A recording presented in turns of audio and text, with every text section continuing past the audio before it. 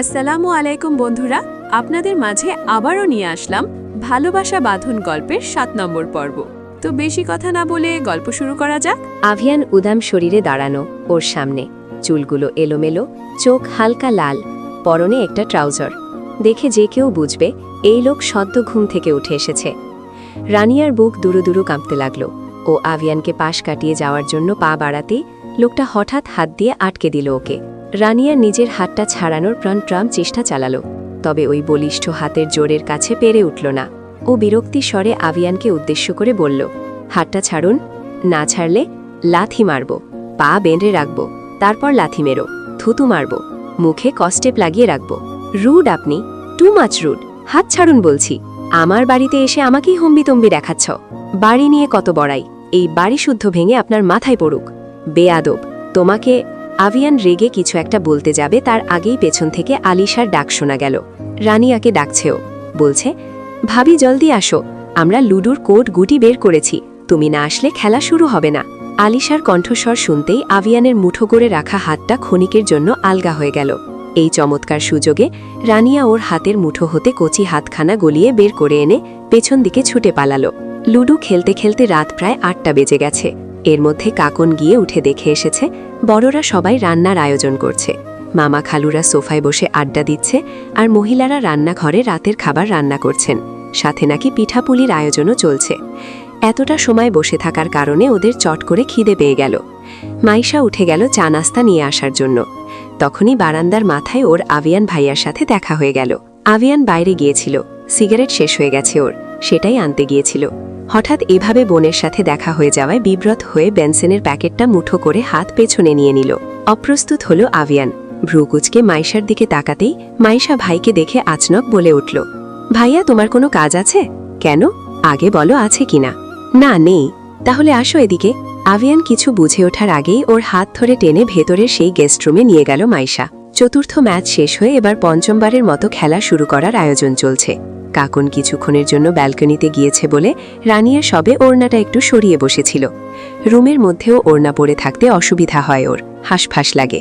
এখন তো এখানে কোনো পুরুষ মানুষ নেই, মেয়েদের সামলে আবার এত বিড়ম্বনা কিসের, কথা ভেবেই ওড়না গলার কাছ থেকে সরিয়ে রেখেছিল। হঠাৎ মাইশার সাথে সাথে আভিয়ানকে রুমের মধ্যে ঢুকতে দেখে চমকে উঠল রানিয়া। হতভম্ব বনে গেল কিছুক্ষণের জন্য। মুহূর্তের মধ্যে হুঁশে ফিরতেই পাশ ফিরে আগে ওড়নাটা টেনে গায়ে জড়িয়ে নিল। আভিয়ানের দিকে তাকাতেই চোখে চোখ পড়ল। দেখল আভিয়ান ভ্রুকুচকে সরু চোখে ওর দিকে তাকিয়ে আছে। রানিয়ার সঙ্গে সঙ্গে চোখ সরিয়ে নিল, নত মুখে বসে রইল। একটু আগে আভিয়ানের সাথে জড়ানো বাগবিতণ্ডার কথা মনে পড়ে গেল ওর। নিজেকে একা ছাড়াই যাবে না রানিয়ার। একা ছাড়লেই লোকটা ওকে খপ করে ফুরবে, তারপর হাজারটা জেরা করা, মারামারি, হানাহানি। রানিয়াকে আরও বেশি আতঙ্কিত করে দিয়ে আভিয়ান এসে বিছানার ওপরে বসল। প্রথমে মাইশারা ওকে লুডু খেলার জন্য খুব করে অনুরোধ করলেও আভিয়ান রাজি হয়নি, নাকচ করে দিচ্ছিল।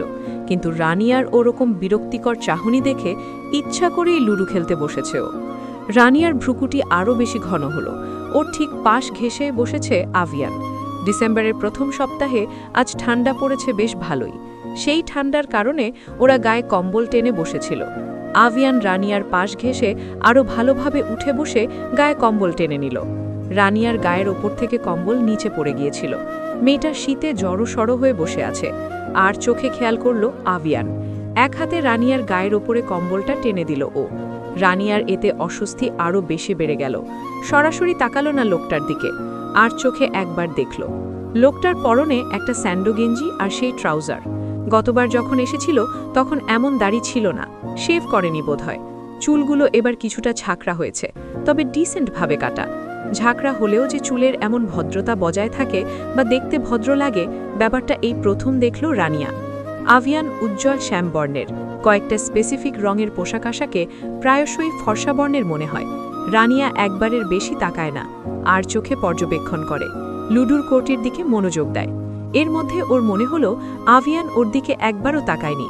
ব্যাপারটা মনে হতেই রানিয়া আরও শক্ত হয়ে বসে থাকে। এবার আর চোখেও ফিরে তাকায় না আভিয়ানের দিকে। একজোড়া শীতল পায়ের ছোঁয়া নিজের পায়ে অনুভূত হতেই চমকে উঠল রানিয়া। এবার ঘাড় ঘুরিয়ে সরাসরি পাশে বসে থাকা লম্বা চওড়া লোকটাকে দেখল। লোকটার কোনো হেলদোল নেই, দিব্যি চাল দিচ্ছে কোর্টে। রানিয়া সরে বসার চেষ্টা করল, কিন্তু ও পাশে আর জায়গা নেই। ওর পাশে বসে আছে আলিশা, তারপর মাইশা, মাইশার ওপাশে কাকন। রানিয়া কটমট চোখে আভিয়ানের দিকে তাকালো, বিড়বিড় করে বলল, পা সরান অসভ্য। এমনভাবে কথাটা বলল যেন শুধুমাত্র আভিয়ানই শুনতে পায়, অন্য কেউ শুনতে না পায়। আভিয়ান কথাটা শুনল, পা সরানোর বদলে উল্টো আরও জেদ ধরে বলল, সরাবো না। কথাটা বলেই রানিয়ার পায়ের ওপর পা ঠেলে দিল আভিয়ান। রানিয়ার পা ঠান্ডা ছোঁয়া পেয়ে কেঁপে উঠল শীতে। ওর মন চাইল চাকু দিয়ে আভিয়ানের পায়ের ওপর কোপ বসাতে, কিন্তু সেটা পারল না করতে। রানিয়া এবার একটা অসম্ভব কাজ করে বসল। কম্বলের নিচে হাত ঢুকিয়ে নিজের পায়ের ওপর তুলে রাখা আভিয়ানের পায়ে জোরে খামচি বসালো। সঙ্গে সঙ্গে আভিয়ান শব্দ করে উঠতেই খেলা থেমে গেল। সবাই একসাথে আভিয়ানের দিকে তাকালো। আভিয়ান ওদের তাকানো দেখে স্বাভাবিক হলো, গম্ভীর মুখ করে বলল, তোরা কন্টিনিউ কর, আমার কাজ আছে, আসছি। কথাটা বলেই জবাবের অপেক্ষা না করে দরজার দিকে পা বাড়ালো ও। দরজার কাছাকাছি পৌঁছে বের হওয়ার আগে পেছনে ঘাড় ঘুরিয়ে তাকালো। রানিয়া ওকে দেখা মাত্রই চোখে চোখ পড়ল। আভিয়ান কটমট চাহনিতে দেখল ওকে। ওর চোখের চাহনিই বলে দিল, রাতে ঘুমাতে আসবে না তো, তখন দেখব তোমাকে। রানিয়াও চোখের ইশারায় বোঝালো, রাত দিন ছাড়েন, আপনার কাছে যাচ্ছে কে? আপনি বরং আমার অপেক্ষায় ক্ষোভ ধরে বসে থাকুন, আমি আসছি না জনাব। রাতের খাবারে আজ হরেক রকমের পদ রয়েছে, পুরো টেবিল ভর্তি খাবার। টেবিলে চেয়ার থাকে সচরাচর 8খানা, এখন আরও 6টা গাদাগাদি করে বসানো হয়েছে। লোক সংখ্যা তো নেহাত কম নয়। পুরো টেবিল জুড়ে হইহুল্লোড় চলছে। হইহুল্লোড়টা রানিয়ার ননদ দেবরেরাই লাগিয়েছে। রানিয়া ওদের সাথে সাই দিচ্ছে টুকটাক, তবে নতুন বউ বলে যথাসম্ভব চুপচাপ থাকার চেষ্টা করছে। মুরব্বীদের মধ্যে মহিলারা সবাই খেতে বসেননি, পুরুষেরা বসে গিয়েছেন। রানিয়াদেরকেও জোর করে বসানো হয়েছে। অদ্ভুত ব্যাপার হলো, রানিয়া যেখানে বসেছে তার ঠিক সোজাসুজি চেয়ারে টেবিলের অপর প্রান্তে এসে বসেছে আভিয়ান। ও বসতে বসতে সরাসরি একবার রানিয়াকে দেখেছে।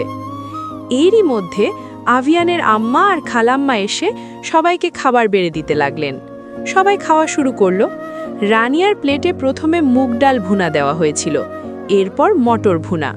হঠাৎ কে যেন এসে ওর প্লেটে একটা কাতলা মাছের বড় টুকরো তুলে দিল। রানিয়া মাছটা মুখেও তুলতে পারল না। প্লেটে আসা মাত্রই ওটার গন্ধ নাকে যাওয়া মাত্রই দম বন্ধ হয়ে আসলো ওর। পেটের ভেতরে উগড়াতে লাগলো, মনে হলো পাকযন্ত্র শুদ্ধ কেউ টান মেরে বের করে নিয়ে আসতে চাইছে। রানিয়ার মাথা চক্কর দিতে লাগলো বসা থেকেই। বহু কষ্টে উঠে দাঁড়ানোর নিমেষ মাত্র পেল। দ্রুত উঠে দাঁড়িয়ে দৌড় দিল বাইরের ঘরের সর্বব্যবহৃত ওয়াশরুমটার দিকে।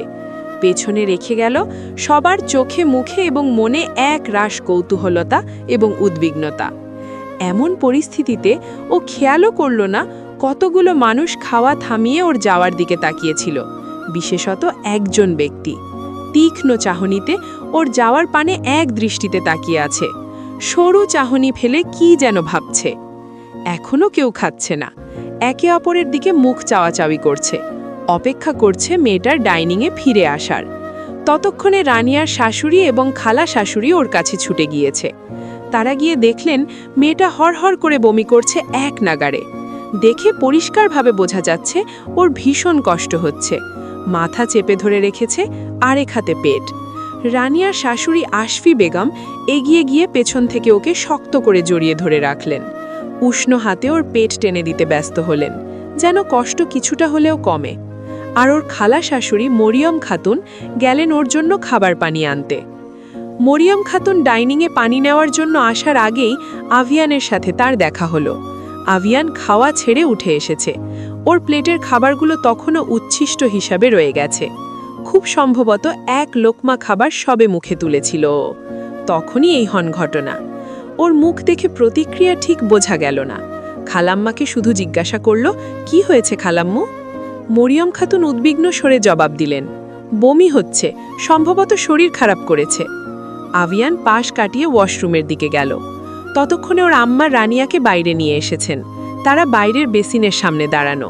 খালাম্মা এসে পানি খাওয়ালেন রানিয়াকে। আভিয়ানের আম্মা রানিয়ার হাত ধরে আভিয়ানের সামনে এনে ওকে বললেন, বৌমাকে ঘরে নিয়ে যাও বাবা, ওর খাবার আমি ঘরে পাঠিয়ে দিচ্ছি, খেয়ে তারপর মেডিসিন নিক। নিশ্চয়ই অনিয়ম করেছে, না হলে এভাবে শরীর খারাপ হবে কেন? রানিয়া দেখল ওর শাশুড়ি অনেক দুশ্চিন্তা করছে। আভিয়ান কিছু বলল না। রানিয়ার হাত ধরে ওকে ড্রয়িং রুম পার করে বারান্দার ওপাশে নিয়ে গেল। সেখানে যেতেই থেমে গেল আভিয়ান। রানিয়ার হাত ছেড়ে দিল, বাহু ধরে ওকে সামনে এনে দাঁড় করালো। রানিয়ার তখনও মাথা ঘুরছে, তবে নিজেকে শক্ত রাখার চেষ্টা করছে ও। আভিয়ান তৎক্ষণাৎ ওকে চমকে দিয়ে প্রশ্ন করল, কি হয়েছে? রানিয়ার বুকে অযথাই কম্পন সৃষ্টি হলো। ও স্বাভাবিক থাকার চেষ্টা করে জবাব দিল, কিছু হয়নি। কি হয়েছে সত্যি করে বলো তো? আভিয়ানের গাঢ় কণ্ঠস্বর। তাতেই রানিয়া অপ্রস্তুত হলো, কোনো জবাব দিতে পারল না। ওর মনে হলো কেউ ওর গলা চেপে ধরে রেখেছে। আভিয়ান জবাব না পেয়ে বলল, রুমে চলো। একদম শান্ত কণ্ঠস্বর। রানিয়া ওর চোখে চোখ রাখতেই দেখল আভিয়ান ওর দিকে সরু চোখে তাকিয়ে আছে। অদ্ভুত শান্ত, তবে মারাত্মক তীক্ষ্ণ সেই চাহনি। ওই চাহনি দেখে রানিয়া চমকালো, ভরকালো। ওর মনে হলো এই বুঝি ধরা পড়ে গেল। চলবে? গল্পটা কেমন লাগলো অবশ্যই জানাবেন। আর হ্যাঁ, যারা এখনো আমার এই চ্যানেল সাবস্ক্রাইব করেন নাই, অবশ্যই সাবস্ক্রাইব করে দেবেন। সবাইকে অসংখ্য ধন্যবাদ।